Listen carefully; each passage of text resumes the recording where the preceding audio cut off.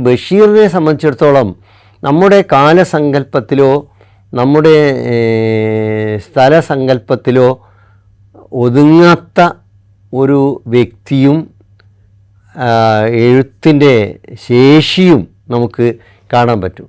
ഈ തടവറയിൽ ഇരിക്കുമ്പോൾ ബഷീർ എഴുതിയിട്ടുള്ള അല്ലെങ്കിൽ അതിൻ്റെ അനുഭവങ്ങൾ ആവിഷ്കരിച്ചിട്ടുള്ള മതിലുകളിൽ ബഷീർ പറയുന്നത് ആവർത്തിച്ച് പറയുന്നത് ഈ കാലത്തെക്കുറിച്ചാണ്. ആ കഥ തുടങ്ങുന്നത് തന്നെ, മതിലുകൾ തുടങ്ങുന്നത് തന്നെ കാലത്തെക്കുറിച്ച് പറഞ്ഞുകൊണ്ടാണ്, കാലപ്രവാഹത്തെ ഓർമ്മിച്ചുകൊണ്ടാണ്.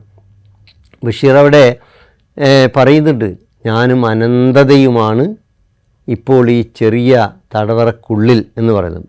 ജീവിതമാകുന്ന പ്രപഞ്ചമാകുന്ന വലിയ തടവറയിൽ മറ്റൊരു ചെറിയ തടവറക്കകത്താണ് ഞാൻ എന്നും അതേ കൃതിയിൽ ബഷീർ